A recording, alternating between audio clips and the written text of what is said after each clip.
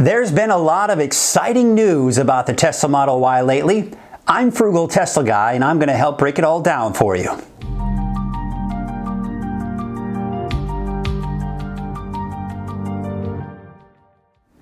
Over the last few months, we have been hearing more and more about Model Y sightings in the wild. In the last few weeks, hearing some evidence leading many to believe some of the first Model Y deliveries could be as early as February. However, upon looking at the Tesla website, they have yet to update the Model Y page. And if you're looking at it for the first time without any knowledge of the Model Y, you'd be led to believe it won't be available until the end of 2021. However, most of us know that's not the case at all. If we were to go off the official statement made by Elon Musk at the Model Y unveiling event, we would still be led to believe that it's at the end of 2020. But over the last several months, social media has been exploding with Model Y sightings not only in California, but all across the United States. As a result, the Tesla community started assuming an earlier than expected release date. Not a bad assumption, because more concrete evidence came out when we saw some of the first Model Y VIN numbers registered with the National Highway Traffic Safety Administration, or the NHTSA.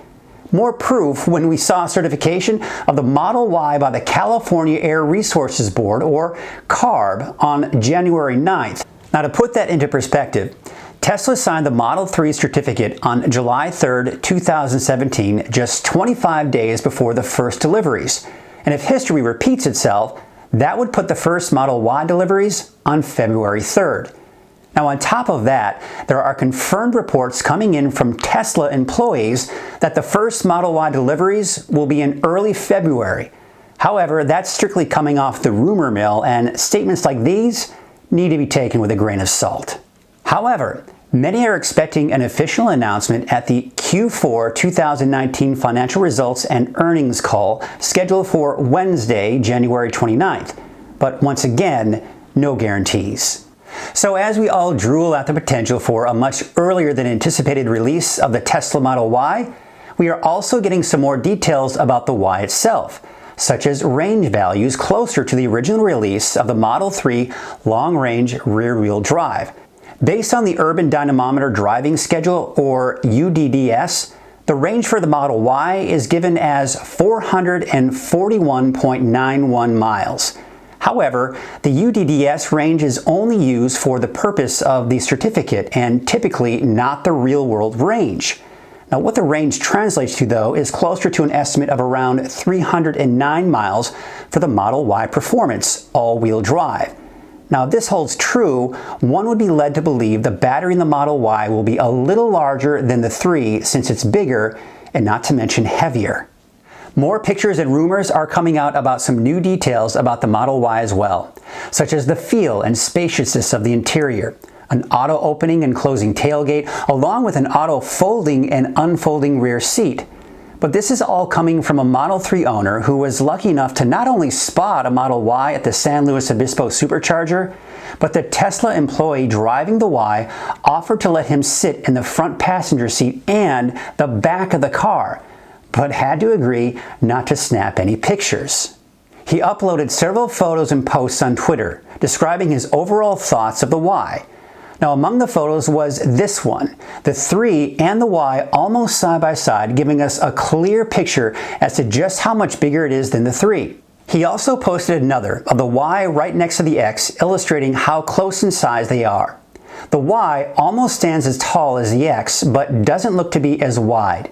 He also stated that the view from the back seat is, quote, epic due to the lack of a crossbeam like the one in the Model 3.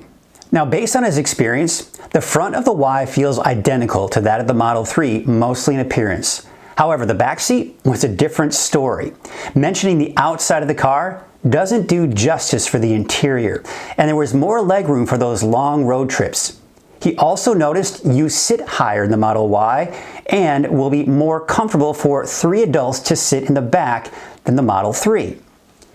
Even though he didn't go for a ride, he did notice the ride height was higher, and his best guess is that it sits about 6 inches higher off the ground than the Model 3.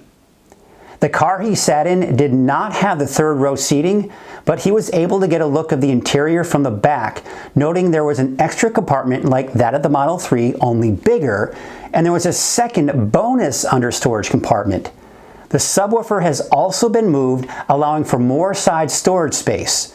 And from the sound of it, the Model Y sounds like it has a ton of storage space and will make for a more comfortable ride, especially during those long road trips. Talk about winning the lottery. So excited to be one of the first civilians in what is anticipated to be one of the top selling crossovers available. I don't know about you, but this is all very exciting news, from the possibility of the release of the Model Y Performance as early as February and the other trims to follow, most likely before summer, to features like the power liftgate and the power folding rear seats. The Model Y is a big contender as my wife and I dream about a 2 Tesla home. But since the Model 3 is a stretch financially as it is, getting the Model Y will be an even bigger stretch. So do I see myself selling my Model 3 for the Y? Well, as tempting as that sounds, probably not. My Model 3 has been a dream of mine long before it was even announced. When the Model S was released in 2012, all I could do was dream about owning a Tesla based on the price alone. Now, once the 3 was finally released, I still had sticker shock, but I was able to pull the finances together and make it happen. I plan on keeping my Model 3 until the wheels fall off, and my son has also made it known that it would be his once he gets his driver's license. My wife and I love the outdoors. We travel when we can and like to hit the back roads for camping trips and long hikes. Sometimes those roads, however, aren't very Model 3 friendly, which wasn't a problem in the past because we've always had a gas-guzzling truck in the driveway as a backup. But that just recently changed as we sold that truck to my father-in-law, and now we have a Model 3 and a Chevy Volt. Not the most rugged cars for those back roads. So why am I telling you all of this? Because we will eventually want a vehicle that can handle the back roads, both in the summer and winter, with a high ground clearance, and an all-wheel drive Model Y will serve us well, especially with more cargo space for camping gear. However, not only will the Cybertruck be more rugged, but it will also be more affordable with a base price of $39,900, but would more realistically go for the all-wheel drive at $49,000, which is still less expensive than the all-wheel drive Model Y, starting at $52,000. However, I think it will take more convincing of my wife with the Cybertruck. She's still not excited about the appearance, and I'm not either, but willing to overlook that based on the price. Now, the Rivian isn't a contender because the base is $70,000. And what about the electric Ford F-150? Well, not out of the question, but no pricing has been announced just yet. So it's clear I won't be an early adopter of the Model Y, but I'm still really excited about the most recent news regarding the potential for an early release date. I can't wait to see these on the roads and the superchargers, bringing us one step closer to the EV revolution. Now, if you live in the Northern California region from the Bay Area northward up to Southern Oregon, let me know if you'll be one of those early adopters of the Model Y. I would love to take a tour of the car and obviously feature it in a future video. Now, you can let me know in the comments section below, or you can personal message me on Twitter. So what do you think? Do you think we'll start seeing deliveries as early as February with a wider release in the spring? And once they are being delivered, how long do you think the wait list will be? I'd love to see your thoughts in the comments section below. Well, that's it for this video. Don't forget to click the like button below if you enjoyed it. And if you would like to help support this channel, click the subscribe button if you haven't done so already. Well, thank you all so much for watching, and until next time, stay positively charged.